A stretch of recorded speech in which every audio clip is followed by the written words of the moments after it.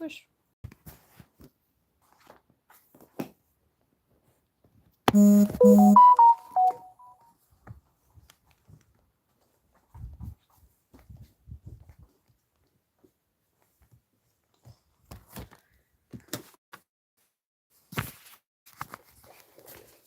Voilà.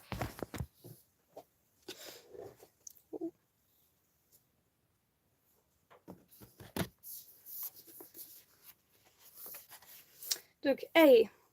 Justice and resources. It is a theme of the early chapters of this book that the justice of an economic distribution depends on its allocation of resources rather than of welfare or well-being. Ethical liberals cannot accept any goal of justice defined in the latter terms, because government could not hope to realize any such goal except in one of two ways, both of which such people would regard as intolerable. We live in ethically pluralist societies. People disagree about how, concretely, to live well. Government might try to surmount this difficulty by choosing one conception of living well, say the hedonistic conception, and using that conception to judge everyone's success. But ethical liberals could not accept this, because government would then usurp the most important part of the challenge people face in leading a life, which is identifying life's value for themselves. Our government might hope to avoid the difficulty by radically divorcing ethics from justice through some two-stage procedure. At the first stage, each citizen would report what level of well-being he would reach according to his personal standards of living well and the different proposed institutional and economic arrangements. At the second stage, officials would select that arrangement in which they judged, I ignore how they possibly could judge, that people's well-being, as they themselves measured it, matched what the officials took to be the right distribution, that well-being so measured is equal, for example, or maximized overall. This two-stage procedure separates ethics from justice. In its first stage, citizens decide for themselves what makes a life successful for them, and in its second stage, officials contrive to distribute success, so defined, according to some formula they take to be fair. But ethical liberals cannot participate in any such process because they cannot separate ethics from justice in the way it requires. For they must rely on assumptions or instincts of justice about whether what we have or do is fair given its impact on our neighbors and fellow citizens' lives, in order to decide which ways of living are ways of living well. This point is developed further in chapters 2 and 7. B. Equality. So, once we accept the challenge model, we must insist that distributive justice is a matter of what resources people have. Hello. Not of what well-being they achieve with those resources, but what share of resources is a just share. Do we have some reason, just in that model of challenge, to accept that the only just share is an equal share?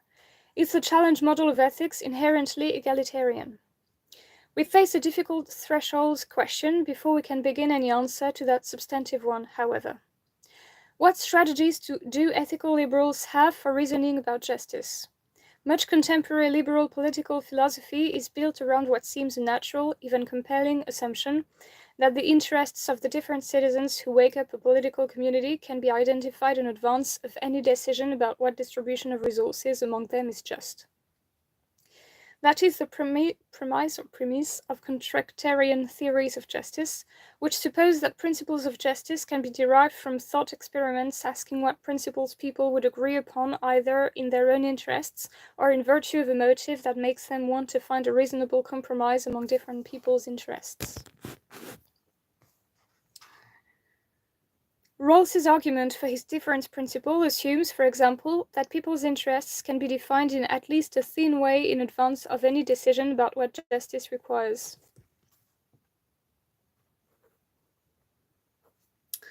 Even people who are ignorant of their more concrete interests can sensibly assume, he says, that the more resources they have, the better for them, so that they can aim, even behind a veil of ignorance about those more concrete interests, to ensure themselves against too great a sacrifice of their thin interests so conceived.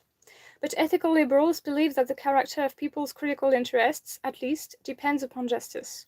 They cannot know, in adequate detail, what their critical interests are until they know, at least roughly, what distribution of resources among them is just.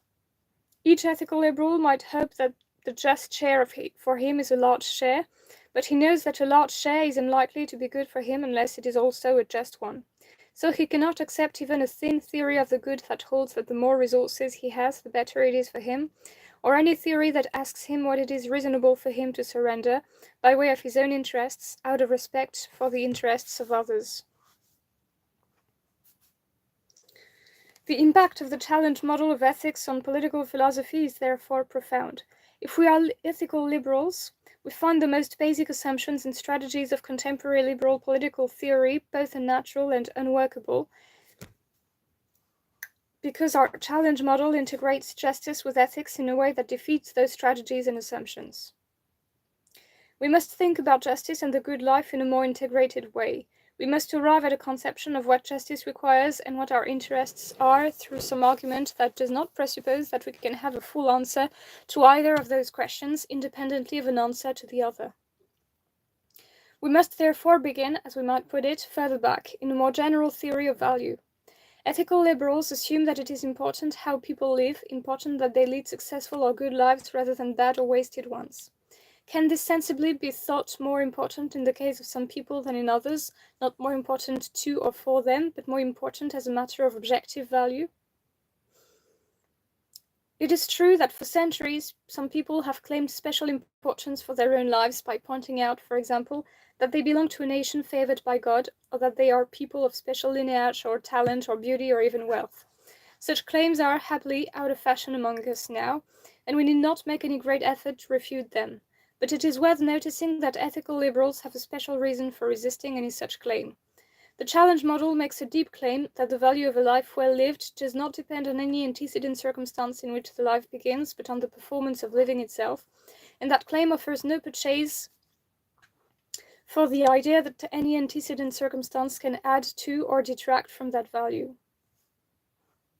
A Jew who accepts the challenge model might think it's crucial to decide whether he should make his religion central to his life, but he cannot think that it is crucial that he make that decision correctly only because he is a Jew. The embracing character of the challenge that the challenge model sets, that is, makes sense only if we understand the challenge as addressed to people generally, to anyone at all who has a life to live. So ethical liberals begin with a strong ethical reason for insisting on an egalitarian distribution of resources. If it is equally important how each person lives, then the lives we lead should reflect that important assumption, and they can do so only if resources are distributed in a way consistent with it. The argument that has led us to this point has a certain symmetry. It begins in the idea that justice limits ethics, that someone leads a less good life with the same resources when and because these are unjustly low or great. Now we see how ethics limits justice. A scheme of justice must feed our sense of the character and depth of the ethical challenge, and that requirement supports equality as the best theory of justice. I do not mean that a different view of ethics, the impact view, for example, could not support equality, though in its strict equality is likely to seem an extreme and doctrinaire position on that view. I mean only that the challenge view supports equality directly as flowing from people's sense of their own best interests, critically understood. Living well has a social dimension, and I live less well if I live in community with others who treat my efforts to lead a good life as less important than theirs. Indeed, everyone is insulted by a political and economic system dedicated to inequality, even those who profit in resources from the injustice. On the challenge model, critical self-interest and political equality are allies. Hegel said that masters and slaves are prisoners together. Equality unlocks the chains of both. See ethics and partiality. But now we have a further issue to face. Ethical liberals reject equality from the personal perspective. They think that someone who tried to show no more interest in his own fate, and in the fate of family and friends, that he shows for strangers would be an ethical idiot. Is it inconsistent to insist on equality in politics and to condemn it in ordinary life? Must ethical liberals be embarrassed by their apparent ambivalence about equality? Political equality and personal partiality would indeed be inconsistent if equality meant equality of welfare or well-being. If we struggle together in politics for a decade to make the welfare of each person in the community equal as of a particular date, but then lapse back into a private life in which each of us spends whatever resources he has improving his own well-being, and that of his family and friends, then only by the most freakish coincidence could welfare remain equal among us. We would have undermined individually what we achieved collectively, and we should have to start again. But that is not true, at least not in principle, if for us equality means equality of resources.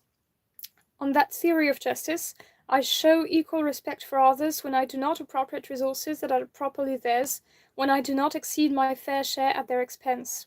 Suppose the auction that I described in Chapter 2 begins in equal bidding resources and ends in a shared recognition that no further rounds of the auction would be helpful. Then my decision, once the auction had finished, to look after my own well-being in my plans and investments, and to work for the welfare of family and friends, could not on its own impair the equality the auction had achieved.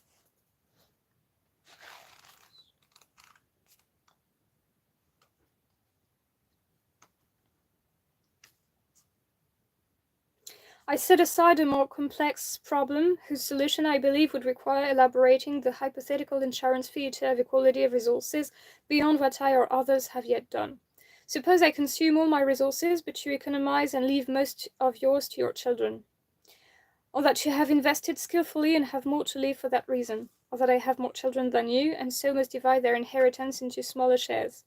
Then, although neither of us has invaded resources properly belonging to another, our children will not have equal resources. Some will envy what others have. Equality of resources must find some way to identify and at least reduce inequality generated in that way, perhaps, as I just suggested, by regarding one's situation as a beneficiary as an in principle insurable hazard. In the text, I consider only the central problem, whether it is inconsistent to work for equality in politics and yet try to improve the situation of only some people close to us in our ordinary life. Politics and equality in politics. Not just in politics, equality in general, and justice and liberty. Equality of resources in that way licenses partiality. We might put this point another way. Under equality of resources, there is a division of labor between the political and the private perspectives. People are free to take up personal aims and attachments in their private lives with complete conviction, if and because politics has secured a distribution that is egalitarian publicly. Of course, this division of labor must not be taken to mean that private individuals have no concern with distributive justice, that they are entitled simply to consume whatever resources the reigning system distributes to them indifferent to the demands of others who have less, as if distributive justice were always someone else's business. It would be incredible, for example, that a theory of justice should make no private demands on citizens living in great affluence in an unjust society. But, as we noticed when we first considered the connection between justice and ethics, it is a complex and perhaps unanswerable question what equality of resources asks of us as individuals in our own unfair society. That is part of the reason why, according to the challenge model, our lives go worse if we live amid injustice. So we should say, of our own indelible partiality in the private perspective, not that it conflicts with a genuinely egalitarian politics, but rather that it conflicts with any other kind of politics. D. Neutrality of appeal. We come finally to what is, for many people, the most problematic feature of liberal equality, which is its particular version of neutrality or tolerance. We should distinguish two ways in which a political theory might be neutral or tolerant about different ethical convictions. First, it might be neutral in its appeal, that is to say, ecumenical.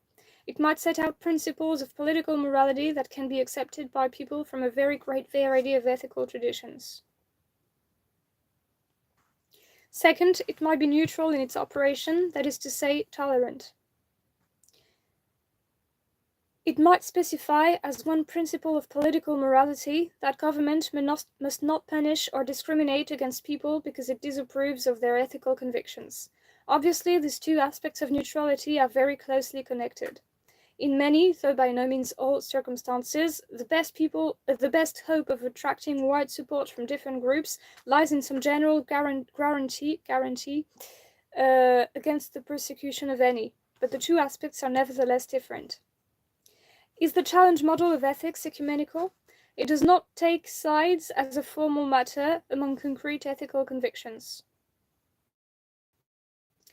People who think the good life lies in religious devotion and others who think that it requires unconventional sexual variety may all treat their convictions as opinions about the most skillful performance of living. But I conceded, right at the start, that the challenge model captures and organizes only some of the intuitions people have about ethics, and the model has certain implications that few people have yet embraced. Most people would be puzzled, for example, at least as a matter of first impression, by the proposition that justice is a parameter of good lives, so that most people's lives go worse if they have more resources than justice would allow. We must settle for the weaker claim that the challenge model of ethics could be generally accepted without many peoples having to abandon the convictions that seem most important to them. Embracing that model would not force them to change their minds, for example, about which aspects of their circumstances, their religion or nation or vocation, for instance, supply the most basic parameters of a life good for them. E. Liberal tolerance. Liberal equality is tolerant in the following sense. It distinguishes two kinds of reasons that a political community might offer as justification for denying liberty. The first is a reason of justice. A community must outlaw some conduct when and because the best theory of justice so requires. It must outlaw theft, for example, to protect people's rights to security of property. The second is a reason of ethics. A community might think that the conduct it outlaws, though not against justice, is demeaning or corrupting or otherwise bad for the life of its author. It might think, for example, that the life of a homosexual is a degrading one, and it might outlaw homosexual relations on that ground. Liberal equality denies the legitimacy of the second, ethical reason for outlawing conduct.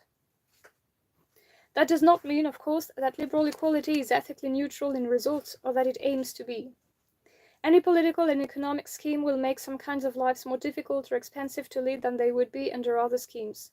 It is much less likely that anyone will be in a position to gather a great collection of Renaissance masterpieces under liberal equality than under unrestrained capitalism. But liberal equality jeopardizes such a life only because a just distribution of resources has that consequence, not because it deems art collecting to be intrinsically unworthy or degrading.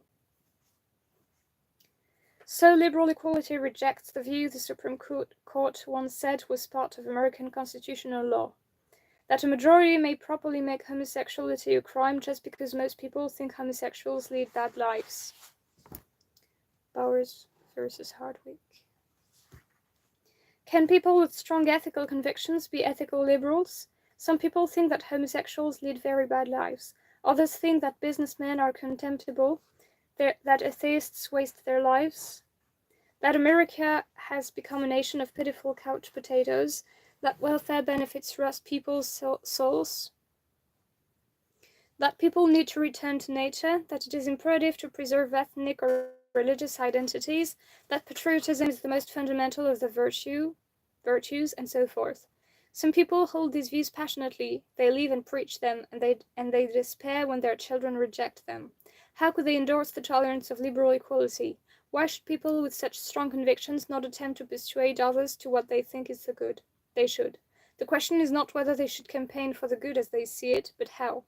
Liberal tolerance denies them only one weapon. They must not use the law, even when they are in the majority, to forbid anyone to lead the life he wants, or punish him for doing so, just on the ground that his ethical convictions are, as they believe, profoundly wrong. If people are drawn to ethical liberalism, even people of very strong personal ethical conviction, they will have no reason to resist that single constraint on their power to propagate their opinions. Ethical liberals know that they cannot make other people's lives better by the coercive means that liberal tolerance forbids, because they know that someone's life cannot be improved against his steady conviction that it has not been. Even if they think someone's life would be better if he changed his convictions, they know they cannot make it better unless he does change them, and in the right way. They accept that he leads a better life at peace with his own settled convictions than he can live under external pressure at war with them. This point is a companion to the one I shall emphasize in Chapter 7. Just as no one deserves extra compensation because his ethical beliefs are, as we judge, mistaken, so no one should be denied liberty on the same ground. In both cases, paternalism is misguided because it wrongly treats convictions as limitations or handicaps. It is important to remember, in assessing this argument for liberal tolerance, that such tolerance falls short of what might be considered absolute neutrality. As I said, liberal equality cannot be neutral in consequences. It must have the result that some kinds of lives are more difficult to lead than others. And liberal equality leaves room, in appropriate circumstances, for short-term educational paternalism that looks forward, with confidence, to free and genuine endorsement. Nor can liberal equality be neutral toward ethical ideals that directly challenge its own. It is not neutral about third-person ethics. It insists, for example, on the proposition I just cited, that no one can improve another's life by forcing him to behave differently against his will and his convictions. Not everyone accepts that proposition, but liberal equality must nevertheless insist on it. 4. Epilogue. I am very much aware that the argument of this chapter lacks a historical dimension. I have made no effort, nor am I in any way competent, to ground my central argument in intellectual history. I believe that the challenge model dominates Greek ethics, particularly Aristotelian ethics, and that in the modern period it has played a crucial part in indistinct battle with ethical skepticism in the development of humanist ethics. The model of impact, on the contrary, seems to be prominent in theological ethics and in various forms of utilitarian ethics. Whatever sense or cogency these glib historical remarks might have, I do not mean them to suggest what I earlier denied, that religious or utilitarian ethics can have no place in the model of challenge. The idea that living skillfully means recognizing and entering into an appropriate relationship with a god, or that it means recognizing and responding to human misery, is not the only possible interpretation of the challenge model, but, for many people, the compelling interpretation of it. But many of the political implications that some scholars have drawn from theological or utilitarian ethics do depend on the model of impact, and would have to be abandoned in favor of more liberal positions if those ethics were reformulated in the challenge model's mold.